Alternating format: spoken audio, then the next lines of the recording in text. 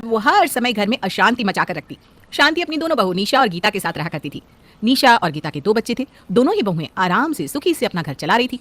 ऐसे ही एक दिन शांति देखती है कि उसकी दोनों बहुओं के बीच में काफी समय से कोई लड़ाई नहीं हुई और कुछ दिनों से आपस में बहुत प्यार भी बना हुआ है। घर का हर समय सन्नाटा अब शांति को कैसे पसंद आता। और एक दिन अपनी दोनों बहुओं के बीच में वो लड़ाई करवा ही देती है। गीता बहू, निशा बहू को मैंने कहा था कि मेरे थोड़े पैर दबा दे और सर भी, पर बहू ने कहा कि यह काम तेरा है। अब वो तो मेरे पैर सर दबा नहीं देती। मुझ बुढ़िया का तू ही आसरा है। अगर तू ना हो तो पता नहीं मेरा क्या होगा। कोई बात नहीं माँ जी, अगर दीदी ने आपके पैर नहीं दबाए तो मैं हूँ ना, मैं हमेशा की तरह आपका सर भी दबा दूंगी और पैर भी, और आपको आपकी दवाई भी दे दूंगी। हाँ बस थोड़ी देर रुकिए, मैं पहले अपनी थोड़ी सी ये काम खत्म कर लूँ, उसके बाद खाना बनाकर आपके पैर दबा देती हूँ। ठीक है बहू, एक तू ही तो है जिसे मेरी और घर की परवाह है। बड़ी बहू से तो कुछ भी कहना बेकार है। गीता खाना बनाकर सबको खिला देती है और सोने से पहले अपनी सास के पैर भी दबा देती है। इन सब कामों में गीता इतनी ज्यादा थक जाती है कि वो रात के बर्तन नहीं धो पाती और ना ही अपनी जेठानी को बता पाती है। अगली सुबह निशा जब रसोई में जाती है तो गंदे बर्तन देखकर खुद ही धोने लगती है। तभी वहां शांति आकर कहती है, रात में छोटी बहू अपने घर वालों से बातें करके टाइम पास कर रही थी, पर मैंने जब कहा कि बहू रात के बर्तन धो ले, बड़ी बहू की तबीयत कुछ ठीक नहीं, तो मुझसे कहने लगी मैं कोई नौकरानी थोड़ी ना हूँ जो घर के सारे काम करूँ। देख, सारे बर्तन तेरे ऊपर छोड़ दिए। एक तू है जो उसे पूरे दिन घर के किसी भी काम को छूने नहीं देती, और एक उसे देख ले। अपनी सास की ये बात सुनकर निशा को बहुत गुस्सा आता है और वो बर्तन छोड़ देती है। कुछ देर बाद जब गीता रसोई में जाती है और रात के बर्तन अब तक वैसा का वैसा सिंक में देखती है तो अपनी जेठानी से कहती है, दीदी आपने अब तक रात के बर्तन साफ नहीं किए। रात के बर्तन रात में ही धो लेने चाहिए, और अब तो बच्चों का स्कूल जाने का समय भी हो चुका है। जेठ जी और आपके देवर भी ऑफिस के लिए तैयार हो रहे हैं। अब तक खाना भी नहीं बना, अब सब कुछ मैं ही करूँ क्या? लगता है सुबह का काम या मुझे ही करना पड़ेगा। अरे खाना नहीं बनाया, कम से कम बर्तन तो साफ कर देती। गीता, अगर तुम घर की नौकरानी नहीं हो तो मैं भी घर की नौकरानी नहीं हूँ। पूरा दिन घर का काम करती हूँ, तब जाकर तुम रात को काम करती हो। तुम्हें नहीं लगता कि रात के बर्तन तुम्हें खुद धो लेने चाहिए थे? वैसे भी ये तुम्हारा काम है, मेरा नहीं। दीदी, अगर आपने काम की बात कर ही दी है तो क्या आपको नहीं लगता कि अगर मैं माँ जी के हाथ पर रोज दबाती हूँ तो महीने में एक दिन आपको भी माँ जी की सेवा कर लेनी चाहिए? मैं बिजी थी इसलिए बर्तन नहीं धो सकी, और अगर आप एक दिन मेरे हिस्से का काम कर भी दोगी तो क्या हो जाता? इस तरह से शांति अपनी दोनों बहू के बीच में लड़ाई करवा देती है। दोनों बहू की लड़ाई देखकर शांति तो खूब मजे लेती है। लड़ाई होने के बाद दोनों देवरानी जेठानी एक दूसरे से बात नहीं करती, ना ही एक दूसरे के काम करती है। वहीं दूसरी ओर निशा और गीता के बच्चों में तो अब भी प्यार था। दोनों के बच्चे अब भी स्कूल जा रहे थे, एक साथ खा रहे थे और एक साथ स्कूल का काम भी कर रहे थे। बहू के बच्चों को एक साथ देखकर आशा को ये बात खटकती है और अब वो बच्चों के बीच में भी फूट डलवाने लगती है। अरे अर्नब बेटा, तो खुशी के साथ कैसे खेल सकता है? खुशी की माँ ने तेरी माँ को कितना परेशान किया है, जानबूझकर घर के काम नहीं करती और तेरी माँ से घर के काम करवाती है। आखिर जिसकी माँ तेरी माँ को इतना परेशान करे तो उसके साथ कैसे खेल सकता है बेटा? अब बिल्कुल सही कह रही है दादी।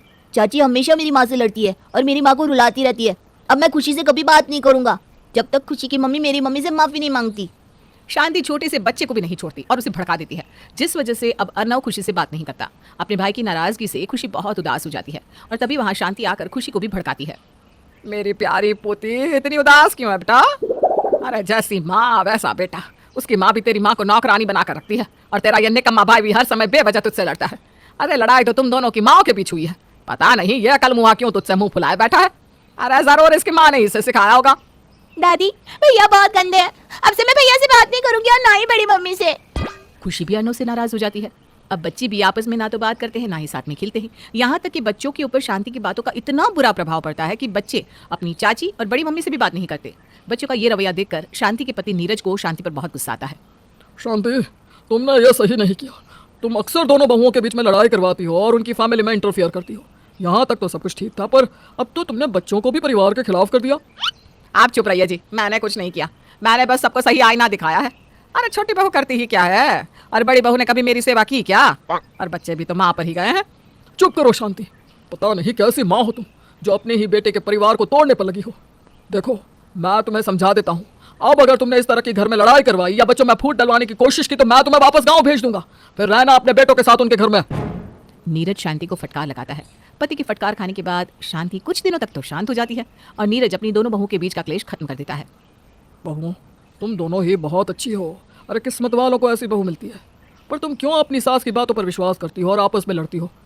जिस घर में 4 बर्तन होते हैं उस घर में खनखनाहट तो होती है, पर इसका मतलब यह तो नहीं कि तुम दोनों एक दूसरे से रिश्ता ही तोड़ दो।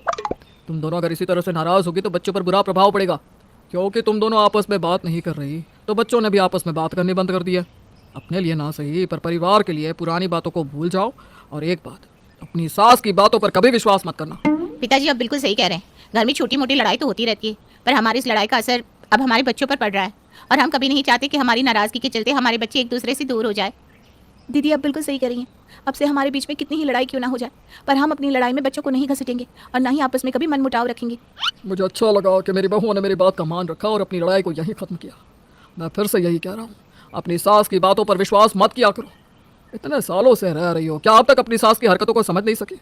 अरे उसे अच्छा लगता है लोगों को आपस में लड़वाना और मज़े लूटना। तुम्हारी सास शुरू से ही ऐसी है, मेरी ये बात गांठ बांध लो। इस तरह नीरज अपने घर की कलेश को खत्म करता है और साथ ही